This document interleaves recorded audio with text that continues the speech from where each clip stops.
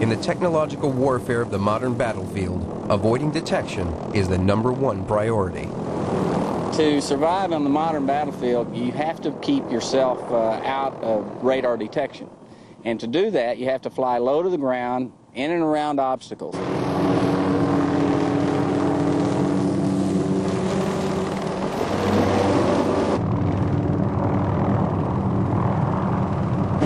We fly what we call nap of the earth, which is we try to get as close to the ground as we can. We'll fly sometimes as fast as 140 knots, 5 feet off the ground in open areas.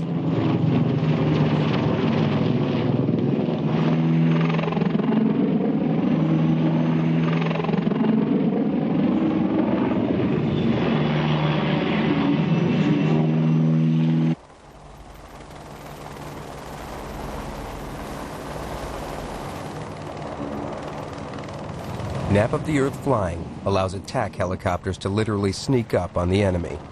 At this low height, there's no margin for error. But attack choppers are only one part of the armory.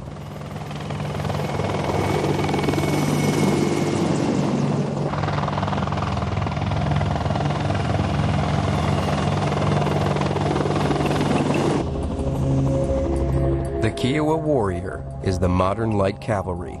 It's fast and maneuverable, crammed full of state-of-the-art reconnaissance electronics.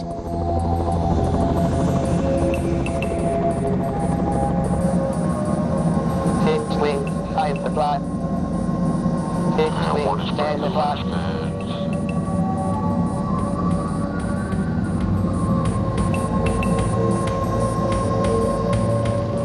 It's designed around a unique mast-mounted vision system. This helicopter is the eyes and ears of the Army. This is the mast-mounted sight, ET we call it because it looks kind of like a face. Television is here, infrared is here. It has a left and right range of motion 190 degrees.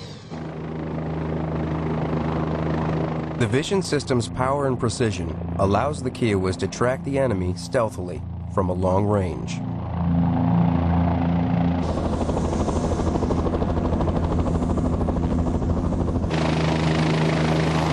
It can detect and isolate targets up to 5 miles away.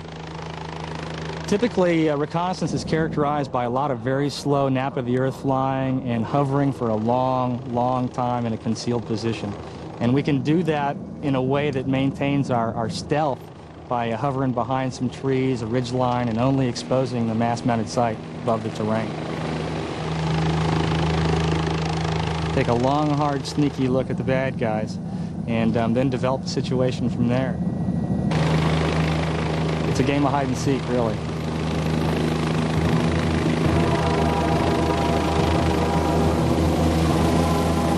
When the targets have been located by the Kiowas, their positions are transmitted back, and the heavy brigade moves in.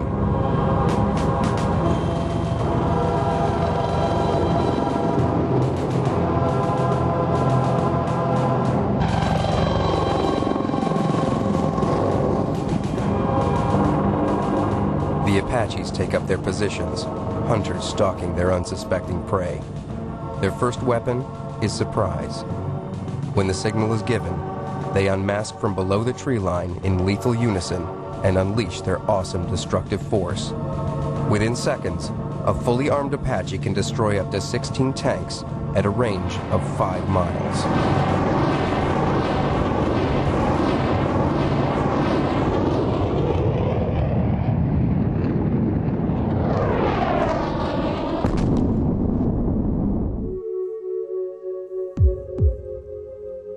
Before any strike force can engage the enemy, the battlefield commander has to know where the enemy is. The U.S. Air Force goes to extraordinary lengths to find out what's going on behind enemy lines.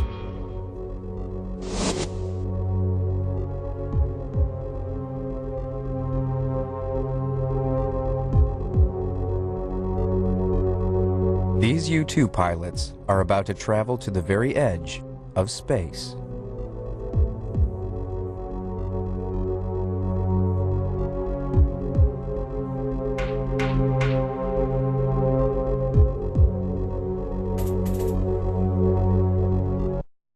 German Leopard 2, the oldest of the modern generation tanks, but one of the most commercially successful. It's a very heavy tank, protected by masses of armor. It's capable of being completely submerged. And on rough ground, the Leopard is surprisingly maneuverable.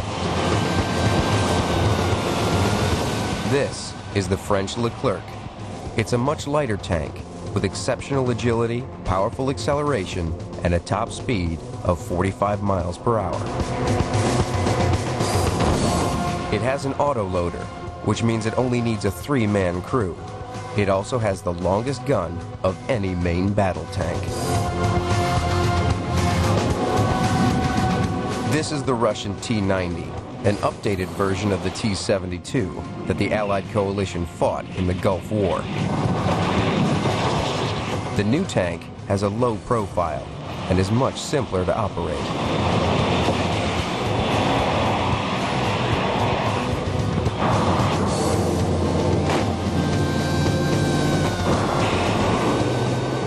This is the British Challenger 2.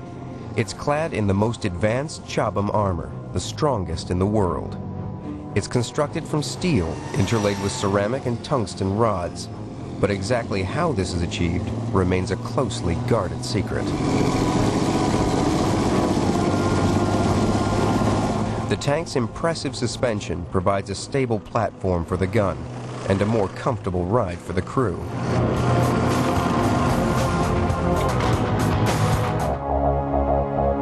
The U.S. Army has 8,000 of the most advanced tanks standing by for action.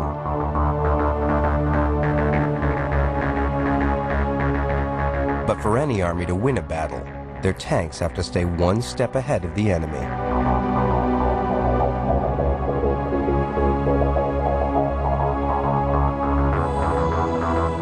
For the U.S. Army alone, there are 1,100 people designing the tank of the future.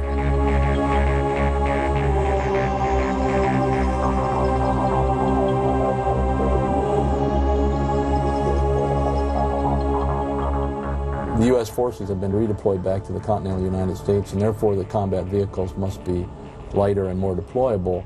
Plus, the number of people that we have in the Army is going down, and so you have to look at where you can do the same mission with fewer people.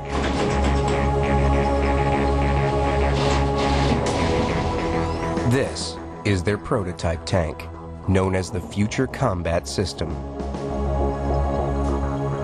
The overall goal of the 40-ton concept was to reduce the internal volume and make the system as small as possible. The primary parameter that we were trying to reduce was the overall height of the system, which makes the system harder to detect at longer ranges. It has a much lower profile than a contemporary tank. This makes it much harder to see and hit. Crews will be reduced from 4 men to 2, and instead of being seated in the turret, they will move down into the hull. In battle position, inside the hull, they will be better protected, but their visibility will be restricted. You have to rely on sensors, both onboard and external, and import those into almost a virtual reality so that the individual can look in a 360-degree world best, which is decision making.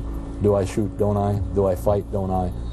How can I best stay alive, and how can I best save my friends? The new lighter tank will have improved stealth technology to increase its chances of survival.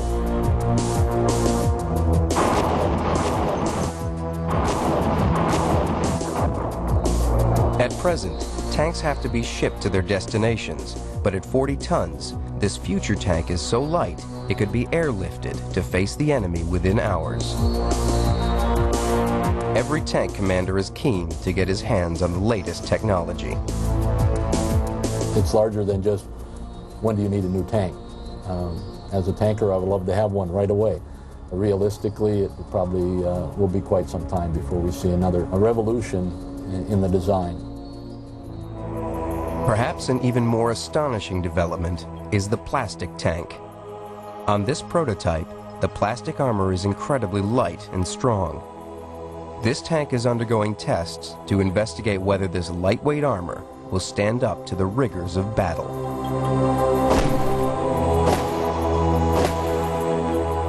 This tank could even be parachuted out of a plane.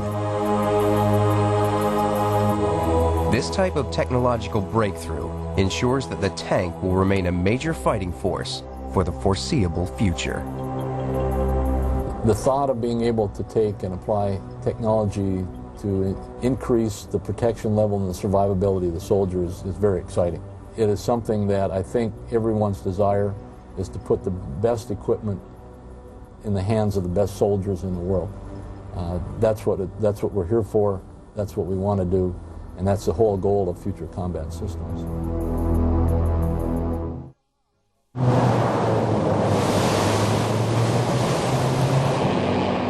The tank rules the battlefield, but modern warfare does not always take place on dry land. There is a need for a machine that can move a fighting force over land and water. During the 1960s, the British military tested a prototype hovercraft over some of the most punishing terrain, including deserts in Africa and the Canadian Arctic. In 1967, the U.S. Army and Navy took British-designed hovercraft to Vietnam. This war machine could go places no other vehicle could. It traveled effortlessly through the swamps.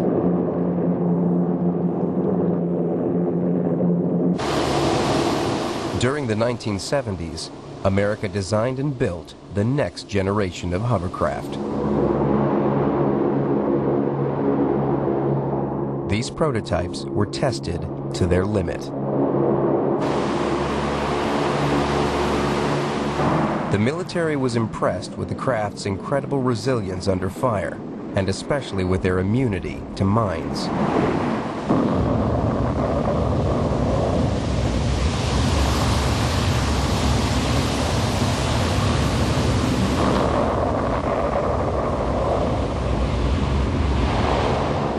It also performed well in the most extreme environments.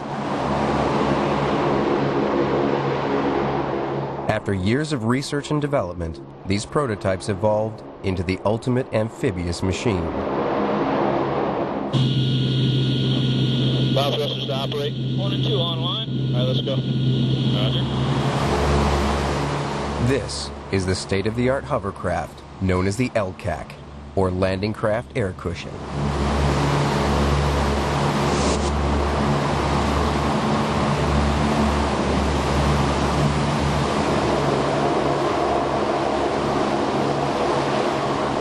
I think that the British have taken the hovercraft to one level, and we've taken it from there and just moved on with it.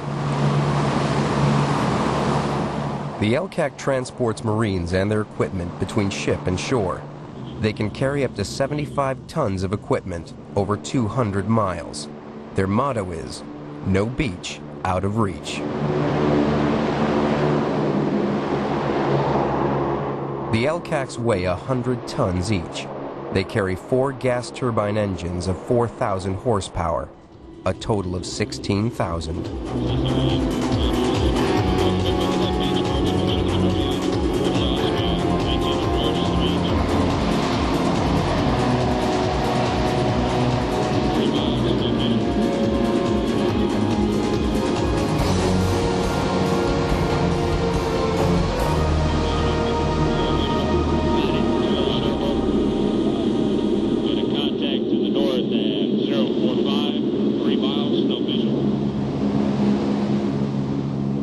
This is the lift fan module. You have 2 lift fans on either side of the boat.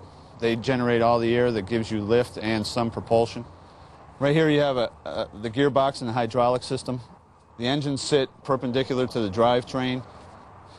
The filtration is a lot like a helicopter. Marine gas turbines don't like dirty fuel and they don't like dirty air, so the filtration system is designed to take out everything under the sun.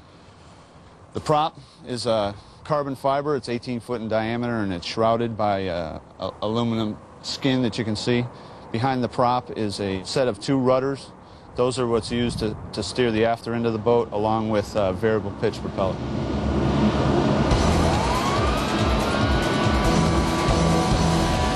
technology is phenomenal. From the old days of the old conventional landing craft to what we have now is apples and oranges.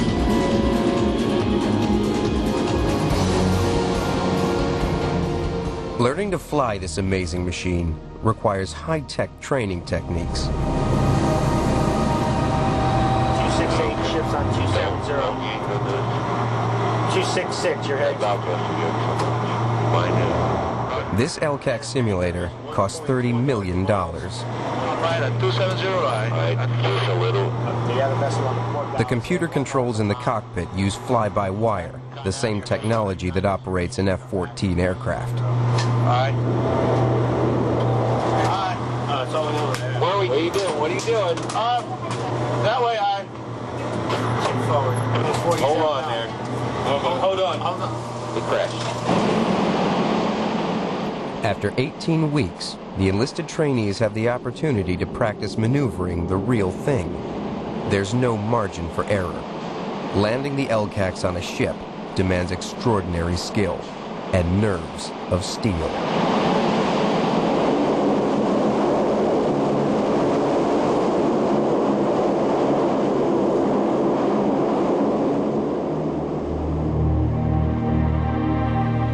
The U.S. military has commissioned 91 LCACs, divided into 2 assault squadrons.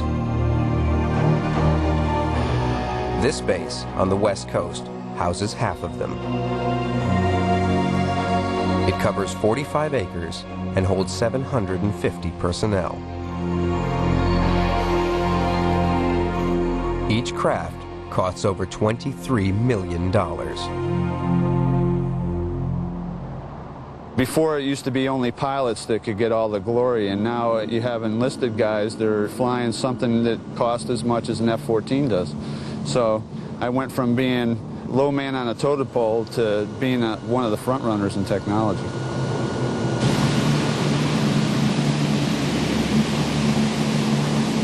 If you can envision a jet airplane flying over, you see the airplane and then you hear the noise. That's the same way with our hovercraft. They're very loud, but you don't hear the noise until they're on top of you. The squadron calls itself the Swift Intruders.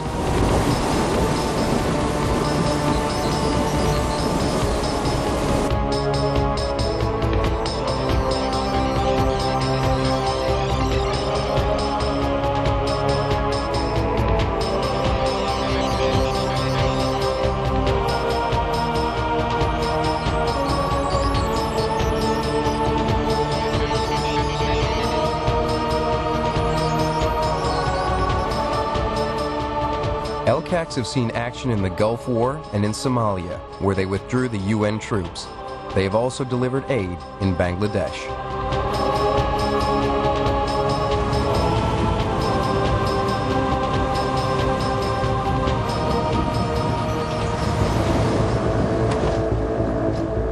The vehicle that gives the U.S. Marines mobility once they've hit the shore is the versatile Humvee.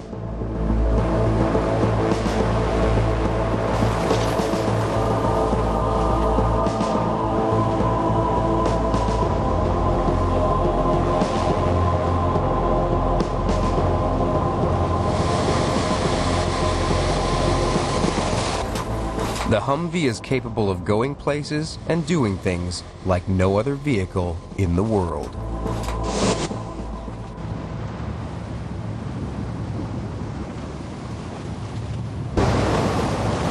The Humvee is the ultimate 4x4 vehicle due to the fact that it can swim, climb, and just about annihilate anything that it comes across.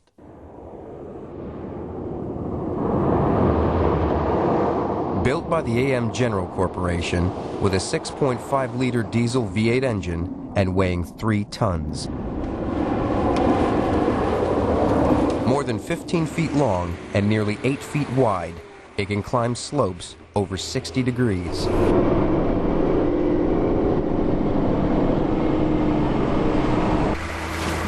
The Humvee can take on any terrain, yet it's still light enough to be dropped into the center of a battlefield. Each Humvee is designed to last 14 years, even with the most punishing use.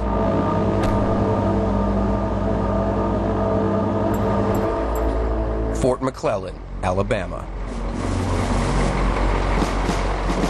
Here, Marines are taught to push them to the very limits.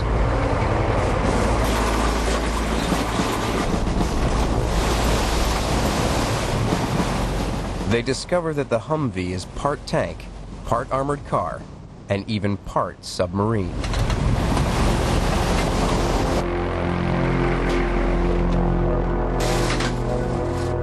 For the Marines, it is essential that they have a four-wheel drive capable of crossing rivers and making beach landings. The Humvee can wade through water up to 5 feet deep.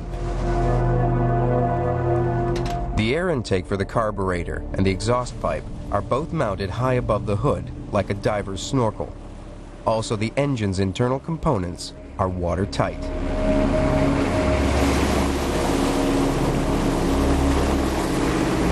These abilities give the Humvee a vital role with the U.S. Marines. The Humvee is very useful to the Marines due to the fact that you can start on the ocean and work that vehicle in. So once you come in on the beach, you need to be able to move and get out of there high speed. The vehicle is able to do that, to get you off the beach and get you inland so you can shoot, move, and communicate.